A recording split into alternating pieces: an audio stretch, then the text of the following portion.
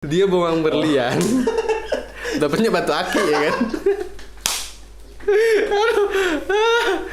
Si Kaisang itu memang selama pandemi ini karena nggak dapet jatah, jadi enggak ya. Mungkin di satu sisi kalau mereka nikah beda agama, Kaisangnya mungkin nggak mau nanti Jokowi jadi bahan olok-olokan lagi, ngurus sana aja nggak bisa gitu kan. iya, apalagi ngurusin negara ya kan. Cocologinya nanti jauh tuh.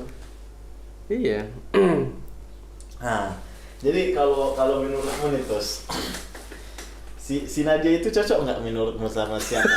Ini jangan dilihat dari ininya ya, dari sisi ini. Mereka dia udah ribut dari sahabat, dia jangan lihat dari situ, ini dari mungkin dari segi pendidikan, dari iya, segi maksudnya kita lihat secara ini ya. Kalau aku sih, kan aku udah bilang juga sama kamu kan, maksudnya kalau orang baik itu banyak gitu kan, cantik baik tuh banyak ya kan, sia-sia aja sih. Ngapa gak pilih yang cantik sekalian gitu? Menurut aku si Nadia ini ya biasa aja loh, maksudnya nggak cantik enggak gitu kan? Kelasku yang cocok mungkin ya. Iya. Kelasku. Ya karena gini Wer, ya mungkin dia bilang karena si Nadia baik udah banyak juga orang baik cantik ya kan, apalagi ya kan pinter banyak juga cantik pinter. Iya. Terus apalagi agama banyak juga agama Muslim yang cantik, Taat gitu ya. taat. Terus apalagi tipe-tipe seperti itu udah umum banget tuh, banyak banget di Indonesia tuh yang seperti itu ya. Aku menyayangkan banget sih kenapa sih sekelas anak presiden milihnya Nadia Jadi gitu. Nah, menurut memang dia kan tiap hari jumpa sama si Nadia di rumah. Mungkin bukan tiap hari tapi udah sering jumpa. Dia nggak lihat orang-orang baik di luar sana karena yang dia lihat si Nadia. Jadi di mata dia si Nadia inilah yang paling baik. Ketika kita melihat seseorang yang baik atau kita udah nyaman sama dia, jadi dia itu sebenarnya otomatis udah cantik banget. Walaupun di sini ada yang lebih cantik, tapi kan ini dia ngerasa nyaman. Nyaman ini sebenarnya yang buat kita merasa dia berharga banget di atas berlian gitulah mungkin kata-katanya. itu menurut aku dia bawang berlian, dapatnya batu aki ya kan. Aduh, kacau nih. Chattingan sama si Kaisang kan direspon gitu kan. Mungkin dari situ dia udah kayak ngerasa dia tuh ada kesempatan buat dapetin gitu. Makanya dipepet terus si Kaisang ini kan. Bener gak kayak gitu bisa jadi? Dari ceritanya dia itu kan kayak gitu kan. Dari blog si Nadia ini. Rayon modnya pas jumpa gini dibuat dia. Jangan lihat dari sisi hijab, kita nggak bicara agama apa ya. Kita jangan bicara apa. Kita nggak mau menyudutkan apa hijab juga ya. Tapi kan untuk saat ini apa ya, cewek-cewek berhijab terus bersyar'i gitu kan, kita nggak tahu hatinya gimana gitu kan. Karena gimana, kita juga nggak bisa lihat dari casingnya aja kan. Udah banyak aku temuin orang-orang seperti ya dia berhijab tapi kelakuannya tuh udah. Tapi bukan berarti kita menyuruh anak-anak di sana untuk tidak berhijab. Iya, karena berhijab tuh wajib, gengs. Jadi apa ya?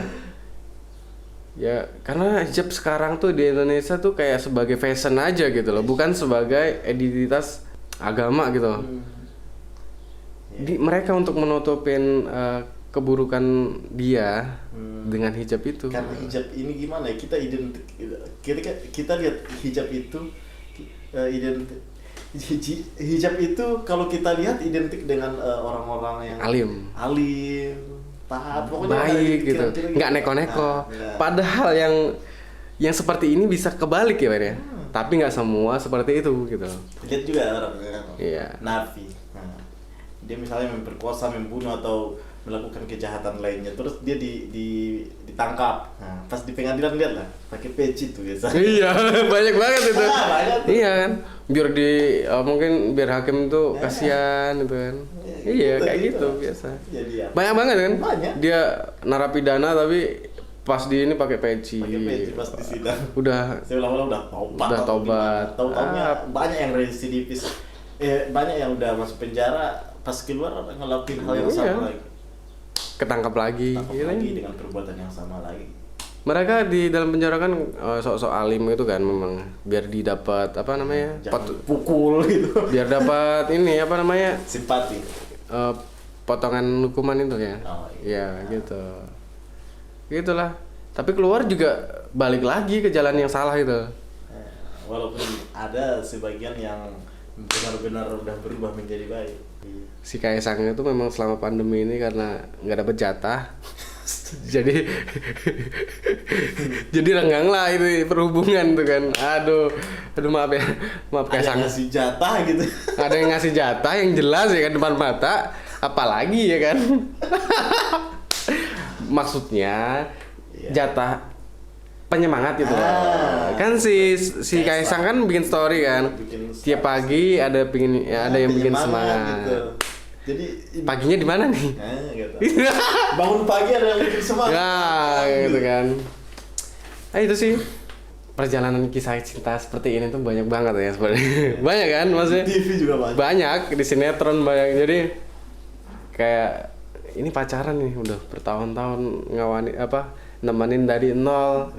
Apalagi si Kaisang ini ngerintis usaha juga bareng sama si Felicia kan dari nol gitu kan.